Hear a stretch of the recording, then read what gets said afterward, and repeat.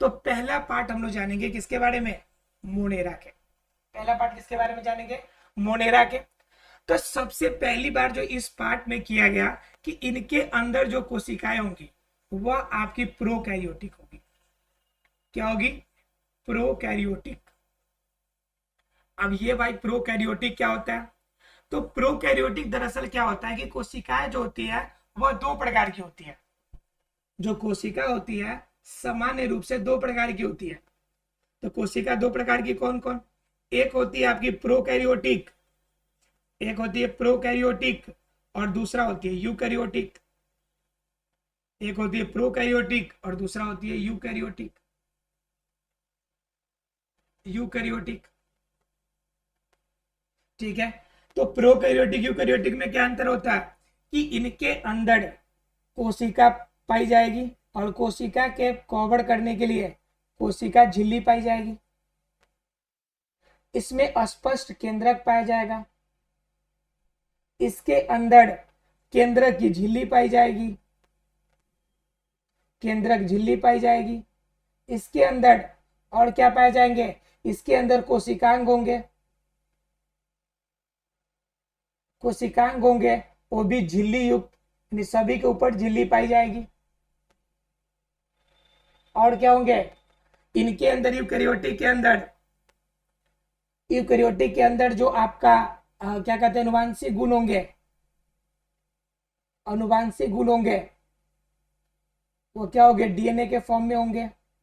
अर्थात कह सकते हैं कि अमीनो एसिड के रूप में होंगे। अमीनो एसिड इसमें पाया जाएगा, अमीनो एसिड का बना हुआ होगा आपका डीएनए, और इसके अंदर अनुवांशिक गुण अर्थात कि जीन वगैरह पाए जाएंगे।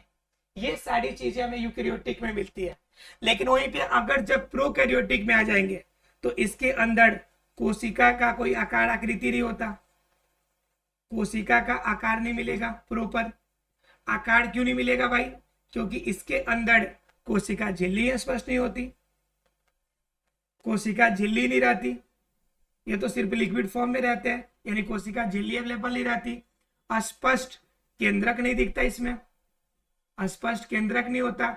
जब स्पष्ट केंद्रक और कोशिका झिल्ली नहीं है तो सीधी सी बात है कि इसके अंदर जो कोशिकांग है जैसे माइटोकॉन्ड्रिया हो गया, लवक हो गया, इस तरह के आपका कोशिकांग जो होंगे वह स्पष्ट रूप से हमें दिखाई नहीं पड़ेंगे, अर्थात इसके अंदर कोशिकांग नहीं पाया जाएगा। जब ये सारी चीजें इसके अंदर नहीं पाई जाएगी, ये सभी चीजें नहीं होगी, तो आपका कंफर्म है कि इसके अंदर अनुवांशिक जो डीएनए पाया जाता था इस फॉर्म में डीएनए भी नहीं मिलेगा हमें। किस फॉर्म में मिलेगा यहाँ पर, तो यहाँ पर मिलेगा हमें जो कोशिकांग मिलेगा मुख्य रूप से आरएनए के फॉर्म में मिलेगा या फिर नॉर्मल एमिनो एसिड के फॉर्म में मिलेगा। अमीनो एसिड नॉर्मल मिलेगा आपको, आरएनए मिलेगा यानी कि राइबोन्यूक्लिक एसिड मिलेगा, राइट। तो इस तरह से हम क्या कर सकते हैं कि इस तरह से ये सभी रूप में हो सकते हैं। तो ये प्रोकैरियोटिक है और यूकैरियोटिक है। तो अब क्या है कि जो मोनेरा जो मिलेगा इस ग्रुप में उन जीवों को रखा गया है जो प्रोकैरियोटिक है और जो एक कोशिकीय है। कैसे है बाबू, एक कोशिकीय, यानी जिनके अंदर जो जीव है वह एक ही कोशिका से बना हुआ है, एक कोशिकीय जीव है, एक से अधिक कोशिका उनके अंदर नहीं है, सिर्फ एक कोशिका है। और क्या, और इसमें क्या होगी कि प्रोकैरियोटिक एक कोशिकीय होंगी तो इसके अंदर और से भी तो कुछ गुण होंगे। तो और क्या गुण होंगे कि इनके अंदर स्पष्ट केंद्रक अनुपस्थित रहेगा, यानी केंद्रक तो रहेगा नहीं, केंद्रक इसके स्पष्ट रूप से रहेंगे नहीं। यह जो आपका होगा वह संयोजित रूप में होगा क्या, तो संयोजित रूप में होगा भी नहीं। तो क्या करता है उसके बाद कहता है कि यह क्या होगा, यह परपोषी रूप में रहेगा, स्वपोषी रूप में रहेगा या किस रूप में रहेगा, ठीक है। तो इसके अंदर क्या होगा कि यह जो सामान्य रूप से काम करेगा वह स्वपोषी रूप में काम करेगा, स्वपोषी रूप में आपका कार्य करेगा। मतलब स्वपोषी रूप में कार्य करने का मतलब क्या, वह पदार्थों को संश्लेषित खुद से कर ले और खुद से संश्लेषित करके और खुद से अपना भोजन की आपूर्ति करेगा। तो वह किसके कैटेगरी में आएगा, मोनेरा के कैटेगरी में आएगा। अर्थात कि मोनेरा एक ऐसी कैटेगरी में बांटा गया जो आपका क्या हो, प्रोकैरियोटिक हो और साथ में क्या हो, उसके अंदर वो एक कोशिकीय होगा, उसके अंदर केंद्रक होंगी लेकिन उसकी झिल्ली नहीं पाई जाएगी, केंद्रक की झिल्ली अनुपस्थित रहेगी। वह अपना भोजन करेगा लेकिन किस फॉर्म में करेगा, स्वपोषी रूप में करेगा। कुछ क्या होता है कि आपके मोनेरा के अंदर कुछ आपके उच्च वर्ग वाले भी मिलेंगे, जो उच्च वर्ग वाले मिलते हैं वह सामान्य रूप से अपना भोजन प्राप्त करने के लिए सहजीवी का रूप धारण करते हैं। सहजीवी और सभी सहजीविता जानते हैं आप लोग। सहजीवी क्या होते हैं कि दो ऐसे जीव मान लीजिए कि ए है और बी है। चलिए इसको एक एग्जांपल आपकी प्राकृतिक रूप में एग्जांपल ले लेते हैं। जैसे मान लीजिए कि आपका भैंस है, ठीक है, और भैंस के ऊपर जो आपके कीड़े, कुछ कीड़े रहते हैं, जैसे आठगोड़वा कीड़ा कहते हैं और क्या क्या लोकल लैंग्वेज में कहते हैं, 8 पैरों वाला, ठीक है, यानी कि भैंस है, इसके ऊपर 8 पैरों वाला या छोटे छोटे कीड़े पाए जाते हैं। अब कीड़े पाए जाते हैं, अब यह कंडीशन क्या है, और इसके ऊपर एक और है, मान लीजिए कि बगुला भी है या कौवा भी है, सी तीसरा बगुला, ठीक है। तो यहाँ पे आप दो केसेस देखेंगे, परजीविता का, एक सहजीविता का केस। अब परजीविता सहजीविता में क्या होता है समझ लीजिए, एग्जाम में क्वेश्चन आते हैं। क्या होता है कि भैंस के ऊपर या जब ये आपके कीड़े हैं तो क्या कर रहे हैं, यह कीड़ा भैंस के ऊपर रह रहा है और उनसे क्या कर रहा है, उसका ब्लड भी ले रहा है, खून चूस रहा है। तो दूसरा नंबर क्या कर रहा है, उसके शरीर पर रह भी रहा है, यानी क्या, यह जो आपका भोजन भी प्राप्त कर रहा है भैंस से, और प्लस में क्या, वहां पे अपना आवास यानी कि अपना घर भी प्राप्त कर रहा है, दोनों कंडीशन प्राप्त कर रहा है। इस दोनों कंडीशन में यह जो आपका कीड़ा है इसे फायदा हो रहा है, लेकिन बताइए क्या भैंस को इससे कोई फायदा है क्या, तो भैंस को कोई फायदा नहीं है। जब दो व्यक्तियों के बीच ऐसा संबंध जिसमें सिर्फ एक को फायदा होगा जबकि दूसरे को से कोई फायदा नहीं होगा, उस कंडीशन को हम लोग बोलते हैं परजीविता। इस कंडीशन को क्या बोलते हैं हम लोग, इस कंडीशन को हम लोग बोलते हैं परजीविता।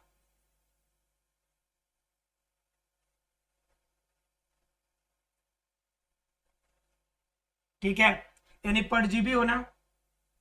अब परजीविता वाले में क्या होगा कि यानी कि भैंस को बेनिफिट नहीं हो रहा है कुछ भी, लेकिन यह जो कीड़े हैं इनको बेनिफिट हो रहा है, यानी एक ही आदमी को फायदा हो रहा है, तो यह हो गया परजीविता। अब दूसरा कंडीशन देखिए, भैंस और यह आपका बगुला या कौवा है, मान लीजिए बगुला या क्या है जी, कौवा है। अब बगुला और कौवा में देखिए कि क्या है, अब देखिए क्या करता है कि यह जो कौवा है यह भैंस के पीठ पर बैठता है तो आप कुछ देर के लिए आश्रय प्राप्त करता है। दूसरा नंबर क्या करता है, यह कौवा जो या बगुला जो है यह भैंस के ऊपर जो ये कीड़े हैं जो परेशान कर रहे हैं उसको खा लेता है। अब खाने के बाद क्या होगा, कौवा को क्या मिल गया, भोजन मिला और कुछ समय के लिए क्या मिला, आश्रय भी मिला। भोजन और क्या मिला, कुछ समय के लिए आश्रय भी प्राप्त हुए। जब दोनों प्राप्त हुआ, भोजन और आश्रय प्राप्त हुआ, तो एक आदमी को तो फायदा हो गया, तो कंफर्म है बगुला को फायदा हो रहा है। लेकिन देखना यह है कि अब भैंस को फायदा हो रहा है कि नहीं।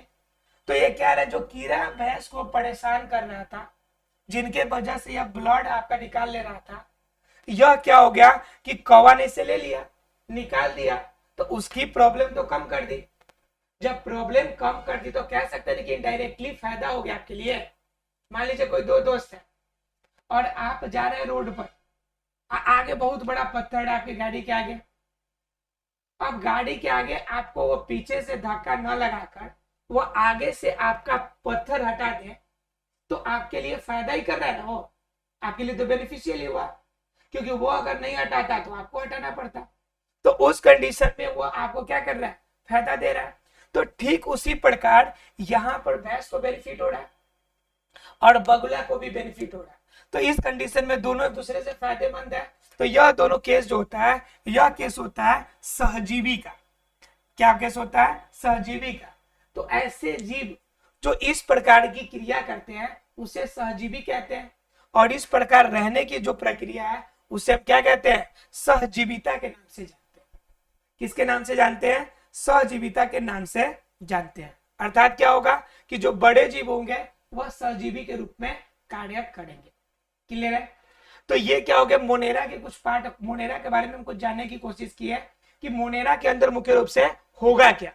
तो ये सामान्य रूप से कोशिकीय होंगे, लेकिन जब ये बड़ा कंडीशन में आएगा उस समय वह क्या होगा, सहजीवी के रूप में रह सकता है। सामान्य रूप से किस रूप में रहता है, यह स्वपोषी के रूप में रहता है।